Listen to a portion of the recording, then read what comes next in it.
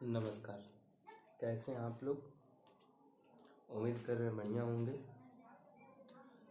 आज से हम लोग ग्रामीण परिवेश से संबंधित एक वीडियो प्रतिदिन आप लोगों के पास भेजने की कोशिश करेंगे। आइए उसी क्रम में देखते हैं हम कुछ वीडियो, जिसमें लेक्चर 1 आपका ग्रामीण विकास एवं सामाजिक परिवेश, इससे संबंधित पीडीएफ आप लोगों को मिल जाएगा। देखिएगा, आइए देखते हैं हम लोग। तो देखिए, सबसे पहले देश में ही ग्राम होते हैं, सब होता है। तो इसमें देखा जाए तो सबसे छोटा इकाई आपका ग्राम ही होगा। अगर इसकी हम बात करें तो देश में आपका ग्राम या नगर शहर जिसको हम लोग बोलते हैं तो सबसे पहले इसमें हम लोग देख लें ग्राम की परिभाषा।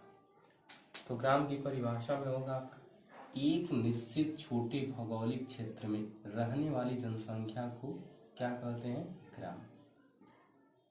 एक निश्चित वो छोटा भौगोलिक क्षेत्र में जितनी भी जनसंख्याएं रहेंगी वही जनसंख्याएं क्या कहलाएंगी? ग्राम। उस क्षेत्र को ग्राम कहेंगे जिसमें यह जनसंख्या रहेंगी। अब यदि बात करें हम ग्राम की, तो ग्राम की जो अधिक से अधिक जनसंख्या होती है वह प्राथमिक कार्य में लगी होती है। ध्यान दीजिए, बात करें प्राथमिक कार्य, द्वितीय कार्य, तृतीय कार्य, ऐसे करके परीक्षा में देगा तो हम लोग को ध्यान देना है कि ग्राम या गांव की जो जनसंख्या होती है सर्वाधिक किस कार्य में लगी होती है? प्राथमिक कार्य में लगी होती है, जिसके अंतर्गत कृषि, पशुपालन, कीट पालन आदि सब आते हैं। तो यहाँ से भी प्रश्न बहुत बनेगा, जैसे एक निश्चित छोटे भौगोलिक क्षेत्र में रहने वाली जनसंख्या को क्या कहते हैं? ऑप्शन में आपका यह शब्द दे देगा, लगाना होगा। या ग्राम में जो है अधिक संख्या किस क्षेत्र में कार्य करती हैं? तो प्राथमिक क्षेत्र। और प्राथमिक क्षेत्र में क्या आते हैं? हो गया। अब देखिए, आगे हम बात करें ग्राम की, ग्रामीण विकास एवं सामाजिक परिवेश। इसको थोड़ा तोड़ लिया जाए तो ग्राम की हम बात करें तो ग्राम शब्द का सर्वप्रथम प्रयोग ऋग्वेद में हुआ था। ध्यान दीजिए, ग्राम शब्द का सर्वप्रथम प्रयोग ऋग्वेद में हुआ था और ऋग्वेद में ही सबसे पहले ग्राम 20 भी कहा जाता है और जन गांव के लिए 3 शब्द। ऋग्वेद में कभी भी ना ही राज्य शब्द का प्रयोग हुआ है ना ही राष्ट्र शब्द का। ध्यान से ध्यान रखिएगा, क्वेश्चन देगा कि ग्राम शब्द का प्रयोग सर्वप्रथम जो है किस वेद में हुआ है? ऋग्वेद, सामवेद, यजुर्वेद, अथर्ववेद। तो किस वेद में? ऋग्वेद। अब आगे देखिए, भारत में या हमारे देश में कुल गांव की संख्या बात करें तो 6 लाख से अधिक है। देश में गांव की कुल जितनी भी जनसंख्या है 6 लाख से अधिक है। अब आगे इसमें हम लोग देखें तो ध्यान दीजिए, एक आप लोग देख रहे होंगे मेलेनांग। मेलेनांग गांव कहाँ है? मेघालय में। मेलेनांग गांव की विशेषता यह है कि यह भारत का सबसे स्वच्छ गांव है। भारत का सबसे स्वच्छ गांव कौन सा है? मेलेनांग। और यह कहाँ है? मेघालय। यहाँ से ऐसे क्वेश्चन सब पूछेंगे, इसको हम लोग यहीं से क्लियर करते चलेंगे। अब आगे देखिए, इसमें अकोदरा गुजरात में है और यह भारत का पहला डिजिटल या स्मार्ट कह सकते हैं, स्मार्ट गाँव है। डिजिटल गाँव, स्मार्ट गाँव। तो याद रखिएगा कि स्वच्छ गांव आपका कौन सा है? मेलेनांग। और पहला स्मार्ट गांव अकोदरा। या मेलेनांग किस राज्य में है? मेघालय में। अकोदरा गुजरात। तो यह सब विशेष प्रश्न है, यहाँ पे थोड़ा ध्यान दीजिएगा। अब ध्यान दीजिए, ग्राम में कहीं ना कहीं समाज होगा।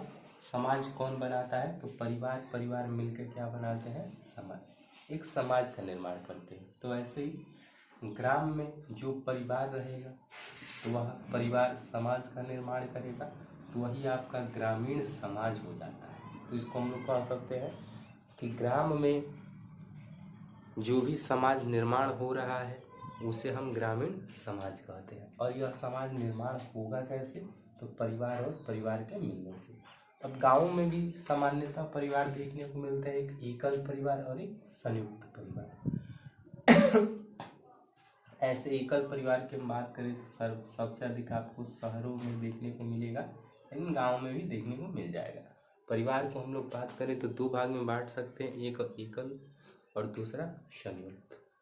संयुक्त मतलब सभी लोग एक ही में हो, और एकल का मतलब अपना अलग अलग बांट लिए हो। अब आइए ग्रामीण समाज की बात करें हम। ग्रामीण समाज की जो है मुख्य जीविका का साधन अभी हम बताए थे प्राथमिक कार्य। प्राथमिक कार्य में आप पेपर में यही लिखेंगे, टिक करेंगे ग्रामीण समाज। तो ग्रामीण समाज का जीविका का प्रमुख साधन क्या है? कृषि। अब ग्रामीण समाज की कुछ विशेषताएं होती हैं। ग्रामीण समाज की कुछ विशेषताएं होती हैं, उन विशेषताओं को हम लोग देखेंगे। तो इन विशेषताओं में पहला आकारीय विशेषताएं। आकारीय विशेषताएं का मतलब यह हुआ कि यहाँ जो गांव होते हैं सब गांव का कोई निश्चित आकार नहीं होता है। कहीं पे जनसंख्या 400 हो सकता है, कहीं पे जनसंख्या 800 हो सकता है, किसी गांव में जनसंख्या 1600 हो सकता है, और किसी गांव में 1600 या 4000 भी हो सकता है, 8000 तक हो सकते हैं गांव की जनसंख्या।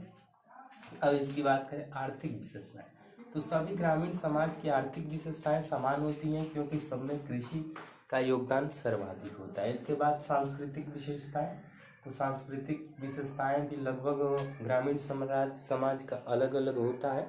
अब इसके बाद रहन सहन भी अलग अलग होते हैं, खान पान लगभग एक ही होते हैं, और इनका कार्य भी अलग अलग है।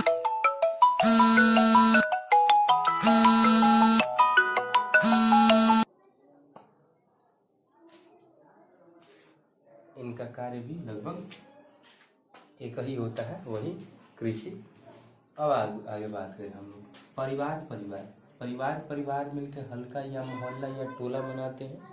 परिवार मिलकर हल्का भी कहते हैं हम लोग, कहीं कहीं मोहल्ला भी कहते हैं, टोला भी कहते हैं। लेकिन देश की सबसे छोटी इकाई की बात करें तो हम लोग टोला मोहल्ला या परिवार नहीं मार सकते। क्या मार सकते हैं? गाँव। आइए देखते हैं हम लोग कि देश का निर्माण हो कैसे रहा। तो देश का निर्माण जो है, गांव मिलकर ब्लॉक बना दे रहे हैं, अब ब्लॉक मिलकर तहसील मिलकर जिला मिलकर मंडल राज्य, और राज्य देश।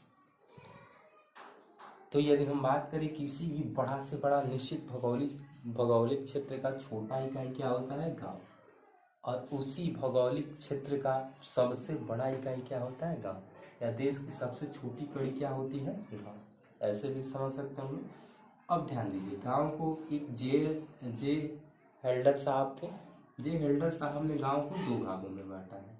कितने भागों में? दो भाग। पहला अर्ध अस्थायी कृषक गांव, दूसरा अस्थायी कृषक गांव। तो जे हेल्डर साहब ने अर्धस्थायी कृषक गांव को संक्रमणशील ग्राम भी कहा है।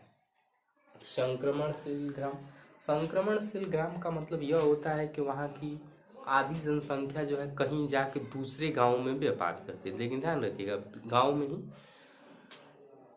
और इनका जो है प्रत्यक्ष रूप से जो है नहीं, लेकिन अप्रत्यक्ष रूप से ही भूमिका होती है किसमें? तो कृषि कार्य में ही भूमिका होती है। किसका? संक्रमणशील या अर्धस्थायी कृषक गांव। आइए देखते हैं कैसे। जैसे देखते हैं हम लोग प्रायः कुछ व्यक्ति ऐसे होते हैं जो गांव के ही निवास